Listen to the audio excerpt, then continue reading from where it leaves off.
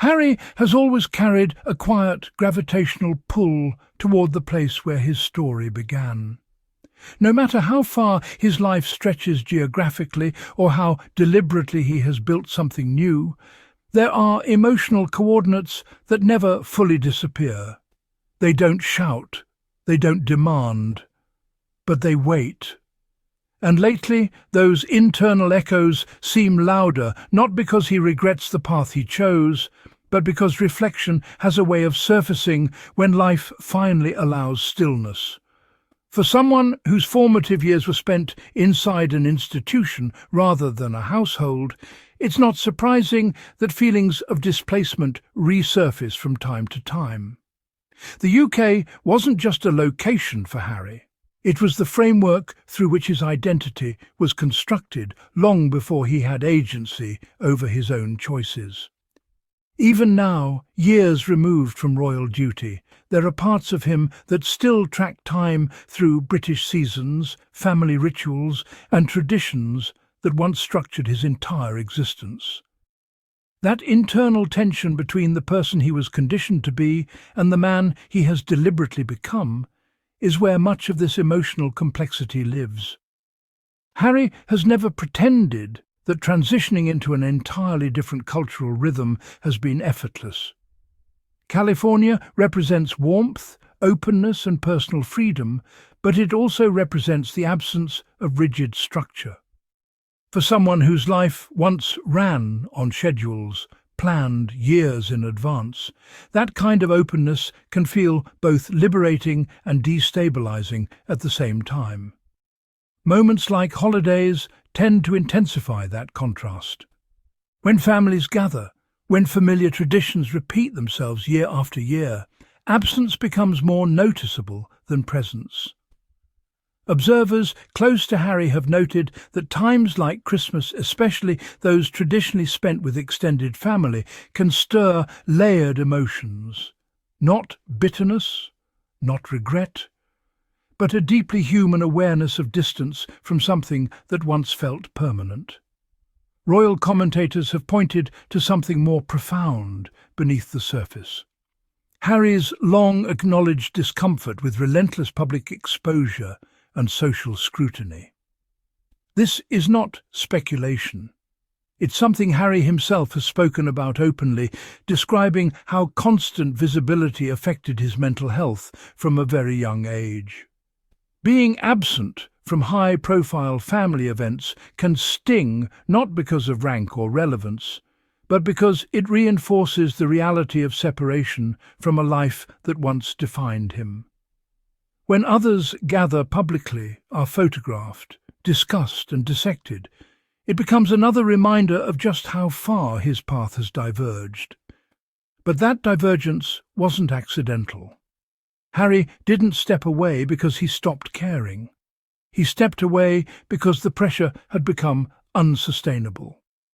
Years of ceremonial obligations, rigid expectations, and minimal personal autonomy created a level of strain he has described as overwhelming.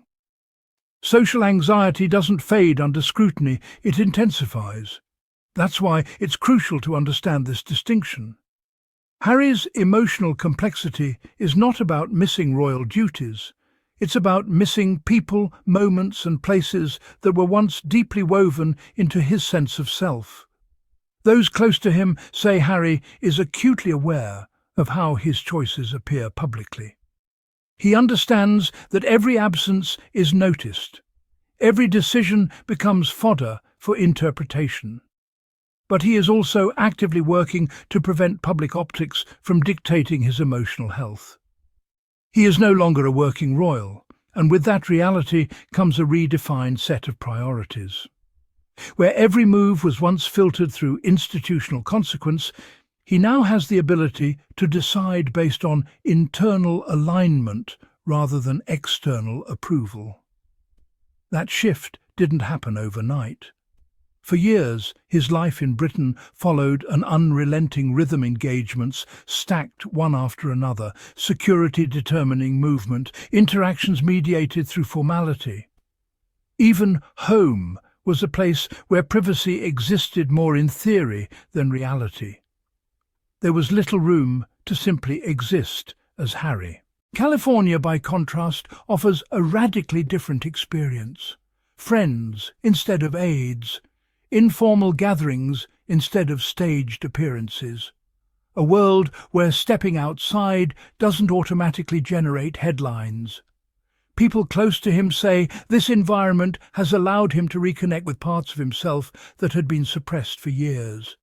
And this is where the narrative often becomes overly simplified. Missing Britain does not equal rejecting California. Longing for familiar roots does not cancel out contentment in a new home. Human beings are capable of holding multiple truths simultaneously.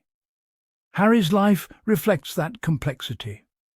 There's also an element that often gets overlooked in these discussions: fatherhood.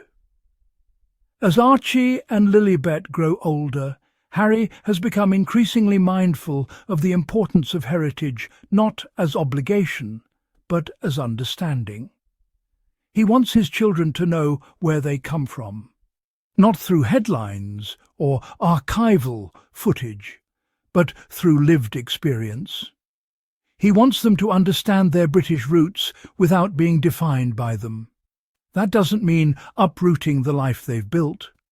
According to those familiar with his thinking, what's emerging is a desire for balance.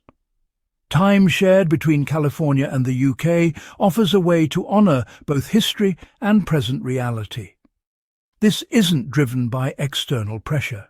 It's deeply personal. Harry's nostalgia isn't about grandeur or ceremony. It's about familiarity streets that hold memories, seasonal rhythms, accents, and small details that quietly anchor identity. Those things don't vanish just because life evolves. At the same time, sources are clear that Harry experiences genuine relief living outside the rigid framework of royal life. In England, expectation dictated his days. In California, time belongs to him. That freedom has been transformative, and that's why any conversation about returning requires nuance. This isn't about reversing choices or reclaiming roles. It's about evolution. People can outgrow environments while still honouring them. Harry's journey has always involved deep introspection.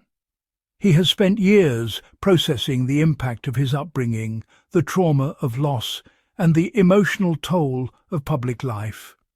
Those experiences don't resolve instantly when circumstances change. They require distance, reflection, and ongoing work. Distance doesn't sever connection. It reframes it. So, when reports suggest emotional conflict, it's important not to mistake complexity for dissatisfaction. What we're seeing is a man navigating identity after leaving behind a life he never fully chose. He is allowed to miss England. He is allowed to love California. He is allowed to want both for his children. And most importantly, he is allowed to prioritize his mental health without apology. The idea that happiness must exist exclusively in one place is a false narrative. Real fulfillment often exists in nuance, where joy and longing can coexist without cancelling each other out. Harry's story has never been about geography. It's been about autonomy, about stepping out of a prescribed role and into a self-defined life. That process doesn't erase the past, it integrates it. As he continues building a future for his family, that integration may look like shared time between two worlds. Not as a retreat, but as a bridge between who he was and who he is becoming, between memory and peace. That's not conflict, that's growth. And before we close, if you appreciate this kind of thoughtful, grounded commentary that looks beyond headlines and focuses on the human reality behind them, please support Sussex Squaddies. Like the video, subscribe to the channel, and share it with someone who values deeper conversations around Harry and Meghan. Your support helps keep this space independent, consistent and growing, and allows us to continue cutting through noise with clarity and compassion. Thank you for being here, for listening, and for standing with us.